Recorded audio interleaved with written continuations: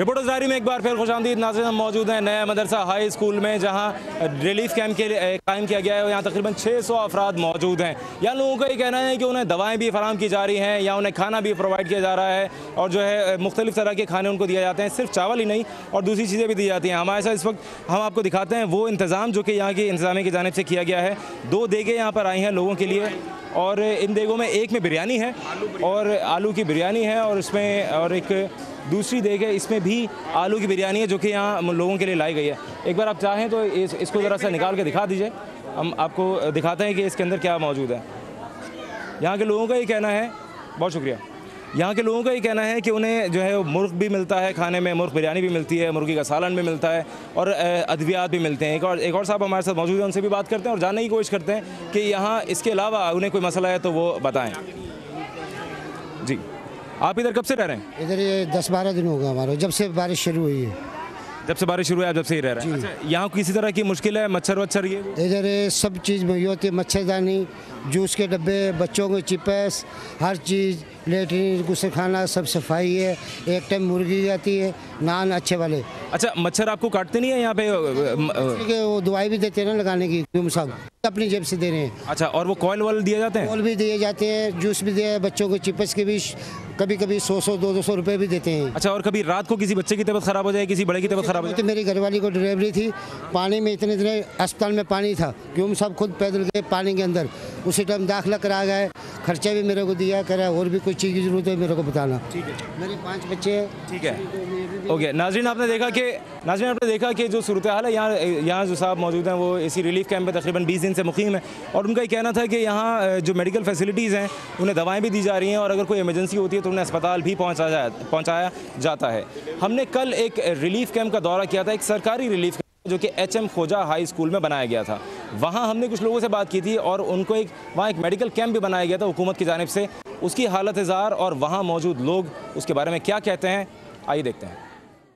जी, मैं इस वक्त मौजूद हूँ HM खोजा हाई स्कूल में, जो कि नवाबशाह सिटी में मौजूद है, और इसको रिलीफ कैंप में तब्दील किया गया है। इस रिलीफ कैंप की खूबी यह है कि यहाँ पर एक मेडिकल कैंप भी बनाया गया है। लेकिन इस वक्त जो सूरत हाल है वो ये कि इस वक्त रात के 11:15 बज रहे हैं जिस वक्त मैं यहाँ मौजूद हूँ। यहाँ मैंने लोगों से बात की तो उन्होंने बताया कि जो यहाँ कई बीमार लोग हैं जो कि खारा पानी की वजह से और मच्छरों के काटने की वजह से, या अपने घर से निकलने के दौरान घर की दीवार गिरने से ज़ख्मी हुए हैं या बीमार हुए हैं, वो यहाँ मौजूद हैं। हम आपको एक नज़र दिखाते हैं। ये वो बूढ़ी अम्मा हैं जो कि यहाँ लेटी हुई हैं, और ये कई दिनों से बीमार हैं, और इनके साथ वाले बेड पर 2 बच्चे भी हैं। ये खातून जो हैं ये पहले तो दस्त का शिकार हुई ख़राब पानी की वजह से, ख़राब खाने की वजह से। ये 2 बच्चे भी ज़ख्मी हुए दीवार गिरने की वजह से, और ये जो बूढ़ी खातून हैं इनके साहबजादे हमारे साथ मौजूद हैं, और हम उनसे जानने की कोशिश करते हैं कि इनको हुआ क्या था। ये बताइएगा, ये कितने दिनों से बीमार हैं, और ये क्या पहले से बीमार थी या कैंप में आने से पहले से? नहीं, कैंप आने से बीमार हुआ था। ये जो जगह मकान गिरे हैं उससे बीमार हुआ, और उससे जो दवाई ली है, लेकिन फिर इधर आया हूँ तो इधर कुछ भी नहीं मिल रहा है। हमारे पास पैसे भी कुछ भी नहीं है, और दवाई के लिए डॉक्टरों को बोल रहा हूँ, बोलता है इधर कुछ भी नहीं है, जाओ उधर हॉस्पिटल जाओ। उधर ये पर्ची लेके आऊँ, रात को 12 बजे मैं इसको लेके गया, पैसा नहीं था कंधे पे। यहाँ पे एक मेडिकल कैंप बनाया गया है जो कि हुकूमत ने बनाया है लोगों की रिलीफ के लिए। आइए हम आपको उस कैंप की सूरत हाल दिखाते हैं। ये वो कैंप है, फ्री मेडिकल कैंप बराए मुतासिरीन, जिसके ऊपर लिखा है save the flood victims camp fund. Bakhtawar Bhutto Zardari chairperson है इनकी, और ये कैंप जो है रात के 11:15 बज रहे हैं, और ये एमरजेंसी रिलीफ कैंप है जो कि बंद है।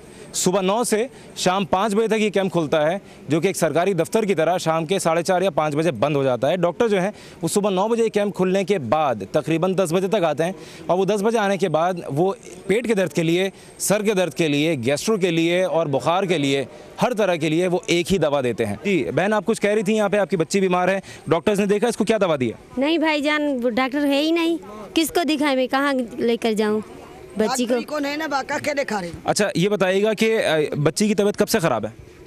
बच्ची की 2-4 दिन से इसकी तबीयत खराब है। अच्छा, इसको क्या हुआ है, बुखार है? नहीं, वो गैस्ट्रो हुई है। गैस्ट्रो हुई है। तो डॉक्टर यहाँ पे कब से कब तक बैठते हैं? 4 बजे से वो चले जाते हैं, शाम के 4 बजे चले जाते हैं जी। अच्छा, और दवा जो दी है उससे कुछ असर किया है बच्ची पे? नहीं, वो असर ही नहीं करती हैं, जो दवाई देता है वही असर ही नहीं करती। वो कहते हैं ओपीडी में लेकर जाओ, हम कहाँ लेकर जाएं? नाज़रीन, आपने एक रिलीफ कैंप की सूरत हाल देखी जो कि सरकारी था और वहाँ जो है रात के 12 बजे डॉक्टर्स मौजूद नहीं थे। अगर खुदा न खास्ता किसी की तबीयत ख़राब होती है तो लोग कहाँ लेके जाएं, लोगों के सामने एक सवालिया निशान है। इस बारे में हमने बात करने के लिए सिंध में सैलाब की मजमूई तौर पर सूरत हाल और ख़ास तौर से ज़िला शहीद बेनज़ीर आबाद में और नवाबशाह सिटी में जो सूरत हाल थी उसके ऊपर बात करने के लिए हमने रब्ता किया और उसके बाद बड़ी मुश्किल से वक्त निकाला। रुकन कौमी असम्बली फरियाल तालपुर साहिबा से हमने खुसूसी इंटरव्यू किया जो कि एक्सक्लूसिव CNBC पाकिस्तान के लिए था, रिपोर्टर्स डायरी के लिए था। आइए वो इंटरव्यू आपको दिखाते हैं।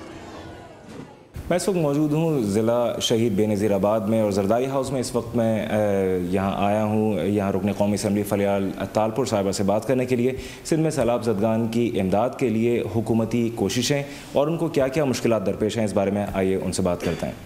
अस्सलाम वालेकुम। ये बताइएगा फरियाल तालपुर साहिबा कि सबसे पहले तो हम रिलीफ के वर्क की बात बाद में करते हैं। सबसे पहले हम ये जानना चाहेंगे कि कितनी आबादी है शहीद बेनज़ीर आबाद की और उसमें कितना नुकसान हुआ है इस फ्लड से? देखिए, यहाँ आबादी होगी तकरीबन 16 लाख लोगों की। नुकसान यहाँ एटलीस्ट 6 to 9 लाख लोगों का हुआ है।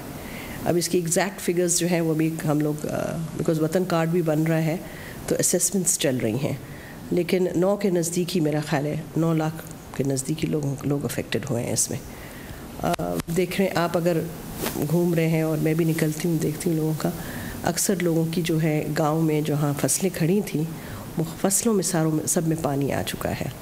और वो खड़ी फसल थी, शुगर केन थी या कॉटन थी, बनाना था, उस सब में पानी आने की वजह से उनकी जो फसलें हैं वो तो टोटली तबाह हो गई हैं। तो अब ये बताइएगा कि प्रायोरिटी बेसिस पे कौन सा काम पहले, उसके बाद फर्स्ट सेकंड थर्ड, कौन सी चीज़ प्रायोरिटी पे है गवर्नमेंट की? देखिए जी, सबसे पहले तो ये था कि जिस वक्त पानी आया तो मैं मौजूद थी और ऑफ कोर्स हम सब निकले थे। हमारी कोशिश यही थी कि लोगों को एवैक्यूएट करके हम सेफ़ जगहों पे पहुंचाएं। तो डिस्ट्रिक्ट गवर्नमेंट ने उसी वक्त ऐलान किया कि जितने लोग जहाँ जहाँ हैं मौजूद, जिनके घरों में पानी आ रहा है, वो फ़ौरन अपने नियरेस्ट स्कूल्स में पहुँच जाएँ और कॉलेजेस में या हाई स्कूल जहाँ वो शेल्टर देखें किसी भी गवर्नमेंट इंस्टीट्यूशन का, वो वहाँ से अपने घरों से निकल के वहाँ पहुँचे। तो ये तो हमने हमने जैसी पानी का हमने देखा कि पानी बारिश के जो दबाव और बारिश का जो हमने तेज़ी देखी, हमने फ़ौरन वो किया। उसके बाद हमने सेव करने की कोशिश की अपनी सिटीज़ को, और हमने सेव करने की कोशिश की उन गाँवों को जहाँ हम बंद डाल सकते थे।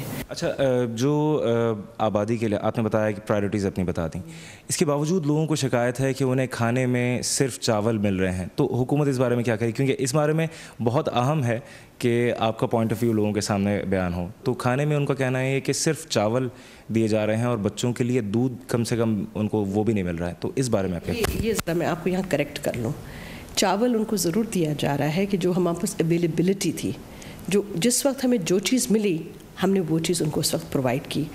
अब हमने उनको रोटी की भी बना दिया कि एक टाइम रोटी सालन और एक टाइम चावल का, और चावल कोई सफ़ेद चावल नहीं होता है, उस चावल में या चना होता है या क्या कहते हैं, किसी वक्त चिकन भी हम डलवा देते हैं, कभी गोश्त भी हो जाता है, आलू मटर डलवा देते हैं। इस तरह हम उसमें चेंज करके हम उसमें ऐड करते हैं। तो it's not white rice as such they getting, it's some mixture of some sabzi और दी अदर जो उसके साथ ऐड हो रही है। उसके बाद हमने ये स्टार्ट किया है कि हम रोटी और वो, फिर हमने यहाँ बहरिया टाउन वालों को भी हमने इंगेज किया हुआ है, वो भी हमें सपोर्ट कर रहे हैं। लाइफ स्टॉक का हमने देखा बहुत बड़ा लॉस हुआ है, मतलब ये अल्हम्दुलिल्लाह एक बहुत बड़ी बात है कि ह्यूमन लाइफ का लॉस नहीं हुआ लास्ट ईयर जितना फ्लड आया था उसके। तो एक तरह से देखा जाए तो डिज़ास्टर मैनेजमेंट बेहतर हुआ है, लेकिन लाइफ स्टॉक का नुकसान जो है वो बहुत ज़्यादा हुआ है। उसकी कोई एस्टिमेटेड फिगर्स NDMA की तरफ से या किसी और जगह से मिल सकी? देखिए, ये NDMA की तरफ से नहीं आएंगी, ये फिगर्स आएंगी डिस्ट्रिक्ट से। हर डिस्ट्रिक्ट अपना जो है वो डाटा कलेक्ट करे। हमारी इस वक्त जो फिगर आ रही है वो 2500 एनिमल हमारा इस वक्त तक जो है, मैं कम से कम समझ रही हूँ कि 2500 एनिमल मुझे लग रहा है जो अफेक्टेड हुआ है। अच्छा, इसमें ये पीपल्स पार्टी के ऊपर एलिगेशन लगाया जाता है कि जो हुकूमती पार्टी के अरकान या उनके कारकुनान की जो ज़मीनें हैं वो अपने एरिया में कट लगा देते हैं और उनको अगर कोई रोकने के लिए जाता है तो वो असर रसूख इस्तेमाल करते हैं और उसको यानी अपना काम जारी रखते हैं, एक तरह से बंद तोड़ने का या कट लगाने का जो भी है। तो उसको आप पार्टी लेवल पे किसी तरह कंट्रोल करने की कोशिश कर रहे हैं? देखें, पार्टी लेवल पे जी नहीं है, हमने 144 लगा दिया है। अब कोई नहीं निकाल सकता पानी, चाहे मैं हूँ या आप हो या कोई बहुत बड़ा ज़मींदार हो या किसी भी पार्टी से एफिलिएटेड हो, we do not allow him, कोई भी हो। यहाँ तक तो यहाँ भी हुआ है कि मेरे अपनी फैमिली मेम्बर्स को मना किया गया है, because I have a vast family. हमारी यहाँ मेरी रिश्तेदारी भी बहुत है अपनी पर्सनली। मेरा अपना डिस्ट्रिक्ट है, यहाँ मेरे ग्रैंडफादर रहते की तरफ के ज़माने से हम यहाँ रहते हुए आ रहे हैं, उससे भी ग्रेट ग्रैंडफादर के एंसेस्टर गाँव मेरा ये डिस्ट्रिक्ट है हमारा, और प्रेसिडेंट साहब का। तो यहाँ तो हम एक दूसरे को सब जानते हैं, चाहे हम पार्टी में हों, चाहे हम पार्टी से बाहर हों, ये तो मेरा अपना वतन है। ये हमारे यहाँ जी डिफरेंट एटीट्यूड्स हैं, शहरी लोगों के डिफरेंट एटीट्यूड्स हैं, हम गांव वाले लोग हैं। I am very proud of that. हम सिंधी हैं, गांव वाले लोग हैं, पाकिस्तानी अपने मुल्क में रहते हैं, तो यहाँ हम एक दूसरे को बहुत जानते हैं और एक दूसरे का यहाँ बड़ा लिहाज किया जाता है। अब देखें, हमने यहाँ पीछे से जो ड्रेन निकाली है, अगर आपने देखी होगी, पीछे से पूरी ड्रेन हमने निकाली, तो जितनी ज़मींदारी हैं, जितने लोगों की ज़मीन है, उन सब से वो ड्रेन गई है। इनफैक्ट जाहिद शाह जो हमारा अपोजिशन है, उसका बाग है, हमने उससे भी परमिशन ली है कि हम आपके बाग के अंदर से ड्रेन निकाल रहे हैं, उसने हमें इजाज़त दी है।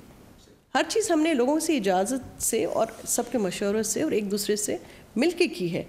तो हम किसी की इस मामले में कि अगर कहीं भी कोई भी पानी निकाल रहा है और वो जो है वो इल्लीगल पानी निकाल रहा है और किसी और को उससे तकलीफ़ हो रही है, हम किसी को अलाउ नहीं करते हैं।